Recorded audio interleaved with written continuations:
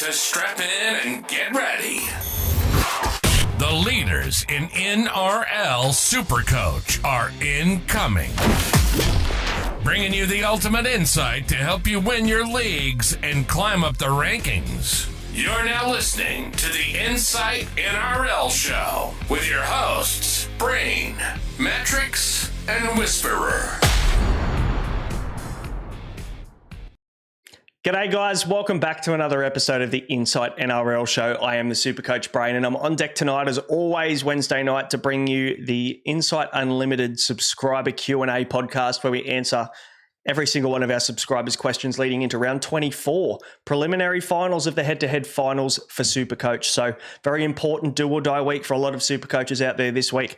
If you love the content, guys, we would appreciate it if you hit that subscribe button and the like button below. And if you are listening to us on all audio platforms, we'd love it if you give us a 5-star review. It would really help us get out to more ears and eyes. So, guys, we've got some cracker questions, as we always do every single week. We've got less questions this week, though, obviously. The season's starting to wind down, so we can spend a little bit more time because I think a few of you out there are definitely going to be stuck in exactly the same position as a lot of the guys tonight on Sit v Start. So a lot of questions are centered around who was my last reserve that I should play and basically looking at a couple of the tougher matchups this week and working at which player you should be putting on the park this week. So let's move over and get stuck into the first question. So the first question we'll bring up on the screen here for those of you on YouTube is Rui. Is Eli Katoa a sit or start in the first game versus the Panthers? What's his history versus Penrith like? I mean, look, everybody's history against Penrith isn't exactly great. That's probably a good place to start. I think whenever you have a player that is playing against the Penrith Panthers, you have to consider sitting them at this time of the year. But I guess there are a couple of things that we do need to keep in mind for the Panthers versus the Storm tomorrow night. The first thing is that they do have Maverick Geyer in, who hasn't played or started a lot or played a lot of NRL football this year. So they're obviously not going to have the defensive combinations on that left edge like they would have if Scott Sorensen was there for them. So Eli Katoa running at that left edge that hasn't had a lot of time next to each other over there. That maybe they could be exploiting a little bit of a weakness on that side. Jerome Hughes is one of the best halfbacks in the game. So I'd like to think that he can maybe exploit a bit of a mismatch or get Eli Katoa into a hole. But let's have a look back at Eli Katoa's season. So he is basing 48. And I think that the positive here for me for Eli Katoa is the fact that, when you put him on the field, he's probably going to score you 50. And he does have a season average this year of 72 points. That has come down a little bit in recent times. He's got a 3 and a 5 round average of 63 and 65. So a little bit under the season average, but still you can't really complain with the 65 average. Running at Maverick Geyer, I'm hoping that there's going to be a little bit of an exploit going on there from them. I'm assuming that they'll be targeting that edge too, unless we do see some changes at the 1 hour mark before the game. So he did play against Penrith in round 1 at Amy Park, and he scored 66, 48 in base, and he had 8 and 10 in create and evade. So, there are definitely worse players that you could be playing, that's for sure. And I think, if we were looking at Scott Sorensen and the team was full strength for the Panthers, I'd probably look at this and go, yeah, maybe Eli Katoa's a sit if you can find some upside elsewhere in your squad. But it just doesn't, I think that there's a chance that Eli Katoa could find an attacking stat in this game. So, and what we will do is we can bring up the positional draw very quickly here. So you'll see on the screen, Penrith rank up there with probably the Roosters and Melbourne and the Bulldogs as the defensive teams to really look out for. You'll see here second row forwards against the Penrith Panthers. They rank third in defense, or sorry, I should say second in defense. Against second row forwards this year, edge forwards. So definitely not an ideal matchup for Eli Katoa, but I think, at this time of the year, I think a lot of people are going to sit him, and you'd hate to sit one of your best second row forwards this week just because they're playing Penrith. He could go out and score well, and the mismatch for me with Maverick Geyer could be something to hold on to. We were asked as well what his history has been like. You can see here, I probably should move myself out of the way there. Against the Penrith Panthers, he scored 66, 33, and 73. That's just off the screen there to the right. So his last 3 matchups haven't exactly been bad. The 66 and the 33 were when he was at the Melbourne Storm, but the 73 points was when he was playing for the Warriors in round 24 of 2022. So he doesn't have a bad record against the Panthers, to be fair. In comparison to a lot of other players that we would see play against them. So I'm probably leaning towards playing Eli Katoa over sitting him, because my alternative personally is to have to play Samuel Afainu, who, look, could be fine. But I'll show you some stats a little bit later on that edge forwards don't exactly score amazingly against Souths, weirdly. All of the points are scored on their wing and centre and fullback. So, one thing to keep in mind, but I do like Eli Katoa this week. Bring the question back up very quickly. Also looking at Plath versus Brown this week, which is interesting, isn't it? Dylan Brown, I'm assuming, and Plath for this week's last reserve spot. Obviously, Plath plays the Dogs and Brown versus the Chooks. So we can bring that up on the screen very quickly in the comparison tool, thanks to NRL SC Stats. And look, there isn't really much between them. I mean, obviously, we know Dylan Brown, being at halfback now, gets a little bit of a bump in scoring, and we can see here the last couple of weeks for Dylan Brown. He is named in the 6, but he's doing the halfback work. 90 and 54 in the last 2 games for him, and 69 since Mitchell Moses went down. So you're probably looking at about a 70 average for Dylan Brown in the halfback spot, which is great. Max Plath over the last 3 rounds is on an absolute tear with a 3-round average of 95 points there. You can look at the base stat here itself, 67, 50 and 88 in pure base over the last 3 games, which is just wild. Like, that'd probably be a top 5 in the NRL at the moment, I would say. An NRL Supercoach, I should say. So, look, yeah, it's a very tough decision, but for me, Dylan Brown does play the Chooks, and I guess if we look at the matchup more individually, we'll bring it back up on the screen here. What you will see here is that with the Plath playing the Chooks against hookers rank 13th, which means that they are the 5th hardest team. I should say the 6th hardest team. But as you can see here, there's some double ups on the screen. So they're the 3rd hardest team to play against as a hooker. So not a great matchup there for... I'm getting the matchup mixed up. That's Dylan Brown. So Dylan Brown against Sydney Roosters, 5/8s or halfbacks against the Roosters, 9th and 11th. So not a terrible matchup. But then Plath against the Bulldogs is 9th as well. So it's a bit of a coin flip, isn't it? But I'd probably just go with the security of Dylan Brown. Just off the back of that, even though he does have a tough matchup, Dillbags, I'd probably still back him in to at least find some sort of attacking stat when he's handling the ball a little bit more in the 7s. So that's probably the way that I would lean there, mate. But I think it'll be pretty close. I'm just going for the attacking upside in Brown rather than Plath, but you know what you're going to get with Plath lately. So I've faded him at my own peril. So yeah, see how he goes this week. The second question here from Edge. Couldn't decide between Turbo and Ponga last week, so I sold Teddy and brought in both. I mean, look, I understand why people sold Teddy last week, because he was on the bye and it was an important week for those of you that were in do or die preliminary quarterfinals in your head-to-head comp, so I get that. I think you're probably going to regret it, though, and I'll show you very soon why you'll regret it. But the plan was to sell 1 to Teddy this week. However, tough to trade out a 121 and a 124. Yeah, Turbo and Ponga last week were fantastic, and they definitely would have bumped you up the rankings and probably got you a win last week. Edge wants to know, what are my thoughts on whether to just hold both of them? Though if I was to trade one, who would it be with 4 trades left? I think 4 trades is probably the max amount of trades I'd want to be fucking around with to get one of these guys out.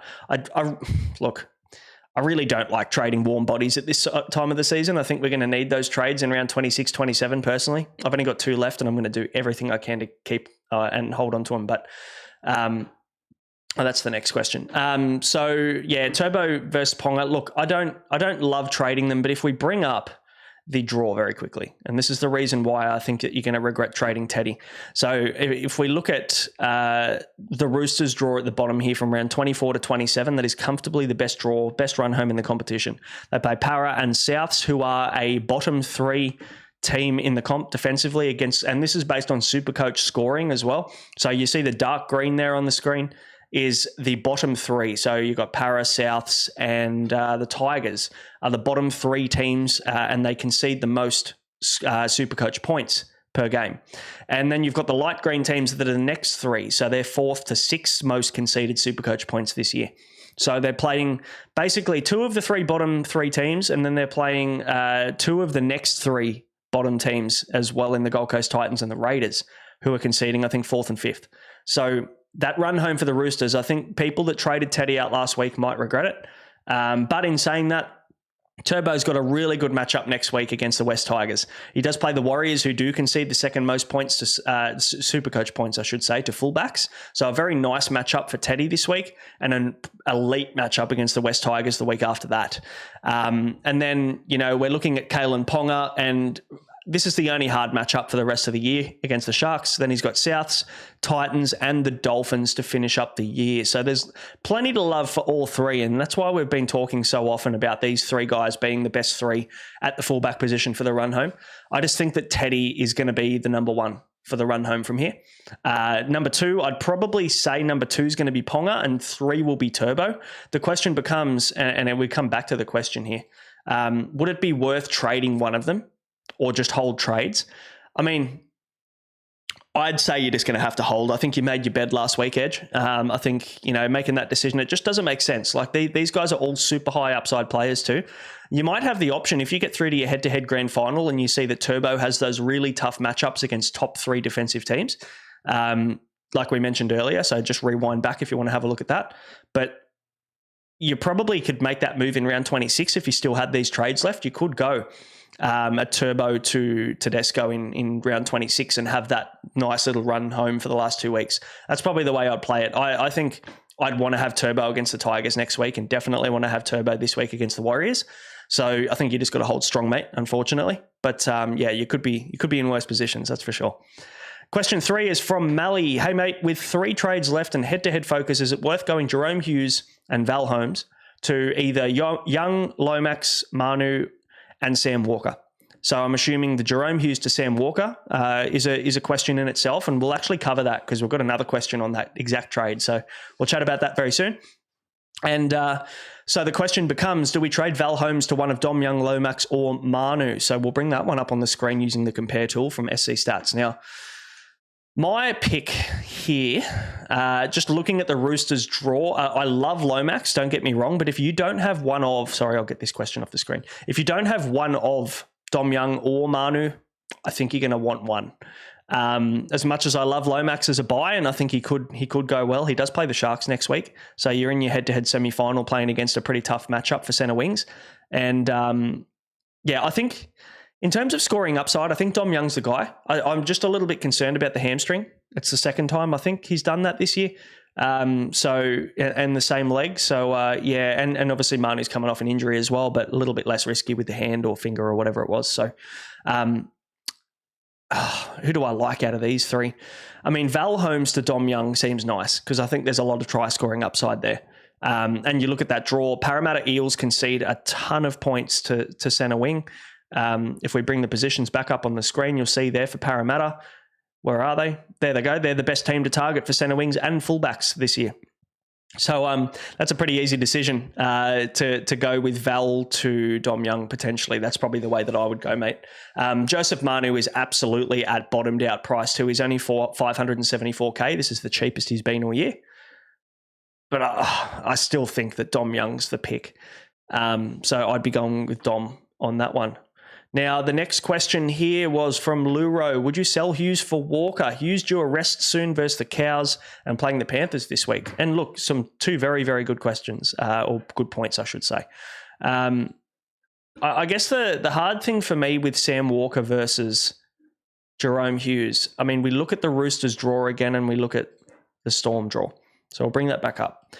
Now, the Storm draw coming home, they've got Penrith this week and then 3 what we call average matchups: Dolphins, Cowboys, Broncos. Now we know, it hasn't been 100% confirmed, but there has been plenty of talk about the fact that the Origin players and the guys that have played all season, the guns, the senior players for the Storm, won't be traveling to Townsville for round 26.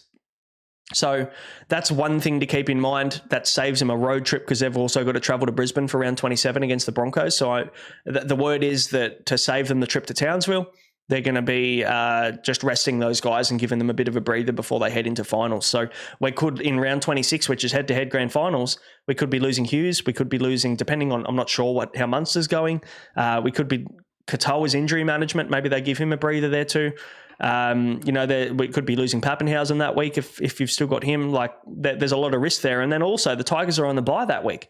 And if you've got Appy, you've got Samuel Afinu, you've got Lockie Galvin, you could be in all sorts of trouble in your head-to-head grand finals in the second last round of the competition. So I think there's a lot of risk there. I do like the I do like the Jerome Hughes to Sam Walker trade, especially, I mean, we've harped on a lot about the draw in this one, so I'll take it back off the screen now. But for me, I think it just depends on how many trades you have left. If you've got 4 or more, I think I'd be okay with it. If you've got 3 trades left, you need to basically plan to hold 2 for round 26 or 27. I reckon we're going to need him. But if you're asking me whether you should do it, he's due a rest soon. Yeah, and he does play the Panthers. So if you're going to do it, it's probably doing it this week versus where the Roosters are playing the Eels in a nice matchup, and Hughes will have the toughest matchup of the year against the Panthers. So if you're going to do it, you have to do it this week, I think. Otherwise, you probably hold till round 26 and wait for Hughes to be rested. And then you go Hughes to whoever it is that has a nice little 2-week run there to finish the competition. Could give you a nice little pod in the head-to-head final too. Next question from Edge. Thoughts on last reserve out of Grant, Katoa, Dylan Brown, Hamiso, and Marju? Now, I guess we can bring the positions back up on the screen there. We'll keep the question there for now because I need to remember what it is. So Grant and Katoa both playing Penrith Panthers. Panthers conceding 15, their third best team against hookers. So that's going to be a tough matchup for Harry Grant. But again, kind of matchup proof for the most part, but he hasn't been as good as we remember him to be. And then Eli Katoa, like we mentioned, they're also the third best defensive team against second row forwards, the Panthers. So tough there. We've also got Dylan Brown. We talked about 5/8 versus the Roosters. They are 11th or 9th if he's playing halfback. And then who else have we got here? We've also got Hamiso and Marju. So Hamiso, the Finns, who have they? They got the Bulldogs this week. So that is the second hardest matchup of the season. Actually, no, it's the hardest matchup. The Bulldogs concede the least points to fullbacks this year.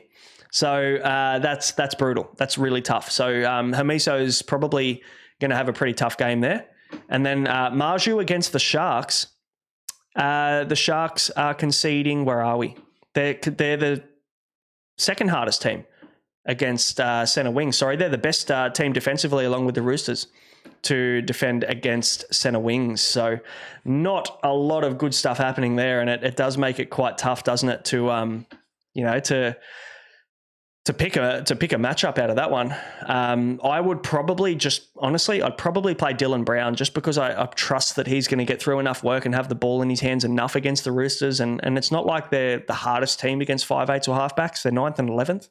So out of the players we just mentioned there, it's probably, still the best matchup, even though it's not a good one. The next question, John O'D. Hey, Brano, looking for some advice. I'm in a head-to-head elimination final this week, and we'll pop his team up on the screen and just wanted some advice on, he's got 4 trades and a boost. Do we make any trades to this team and any changes in sit v start? Beauty, mate, love the pod, everything you guys do. Thanks, mate. Appreciate that. So we'll get the team up on the screen there. We'll move me out of here. There we go. So as you can see, the team on the screen here, pretty solid. Hooker at Api Coruscant has a decent matchup against South this week, so definitely want to play him. Tarpany, Fanil Blake, fantastic. Even sitting Josh Curran, Katoa and Fainu and Blore this week is definitely a luxury. Very strong team here. I think for the left-hand side, I think you've got it all right. I think the only changes that I would make to this team, mate, for sit v start would be I would be sitting Marju and playing Plath this week. That's probably the only change that I would make. I think everything else looks pretty solid. You're sitting Eli Katoa, and I did say I kind of like him as a play. So your decision becomes Plath versus Katoa. If you want the upside there potentially, running at Maverick Guy, like I mentioned earlier, then maybe I'd probably play Katoa myself over Max Plath just because I'm a upside kind of try scoring looking kind of person, I guess, in terms of what I look for from Supercoach players. So that's probably the way that I would lean with that. But otherwise, I don't think I'd make any trades, mate. You're in a really good spot. Your depth is fantastic. Cody Walker plays in a really nice matchup this week. You've got only one nuff, which is also really important because you're going to need that depth, every bit of that depth for the run home. So, you're in a pretty good spot, mate. I don't think you need to make any trades.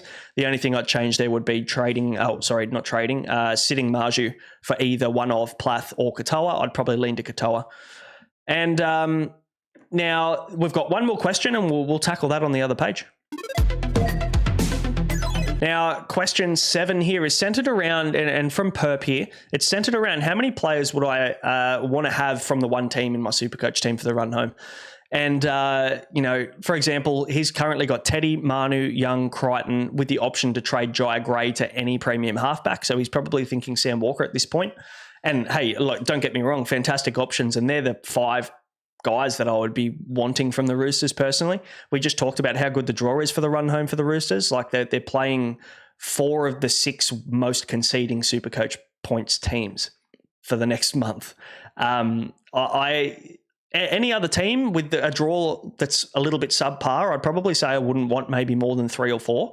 But I think you can get away with having 5 Roosters players with that draw. And they're all in different positions for the most part. Like you've got a fullback, you've got the wing and the centre on one side, and then you've got the left edge and the halfback if you get in Sam Walker. So there's a good variety there. You're not stacking one side of the field because then that can hurt you. If we look at games, I think it was a couple of weeks ago where David Fifita and Jaden Campbell on the left edge basically didn't get any ball because they attacked the right edge of Mariner and Oates in that game against the Broncos. So they missed out. So I feel like you've got enough variety across the park here. They might go left a little bit, but then hopefully Gus Crichton cashes in on that, and Daniel Tupou, if he gets all the ball instead of Manu and Young, you've still got stock in that left side with Walker shifting both sides and things like that. So I'd say any other team, I wouldn't want more than maybe 3. I think 3 is a happy number. Maybe 4 if you're stretching it, but I think 5 of Roosters players is where I would sit. So I think Jai Gray to Sam Walker is a fantastic trade this week, mate, if you can make it happen. In saying that, the Rabbitohs are playing against the Tigers, so not a bad matchup, but I still think that Walker will outscore Jai Gray this weekend. Guys, that brings us to the end. Thanks for sticking around. Thanks for watching this one. A little bit shorter than normal because we've got less questions. Obviously, some people out of the running of finals now, and we don't really have many trades left, so we don't really have many questions aside from sit start. So thanks for sticking around and watching this one. If you would like to support the podcast, it's not just NRL Supercoach happening in Insight Fantasy Sport. We've got tons happening. AFL Supercoach is wrapping up in the next couple of weeks, but NBL and BBL Supercoach are coming up at that back end of the year. NBL app opens in 6 days, which is really cool. So follow Matrix and Hammer over at the Insight NBL show. They'll be ramping up and starting their content in the next week or so. So keep an eye out for them. And if you would like to support the show, please hit subscribe underneath here on YouTube and hit the like button if you like the content. And if you're listening on audio, please hit that follow button and leave us a 5-star review. Until next time, guys, we'll see you on Sunday for the Sunday wrap-up. Good luck this weekend. Plenty of green arrows. I'll catch you later.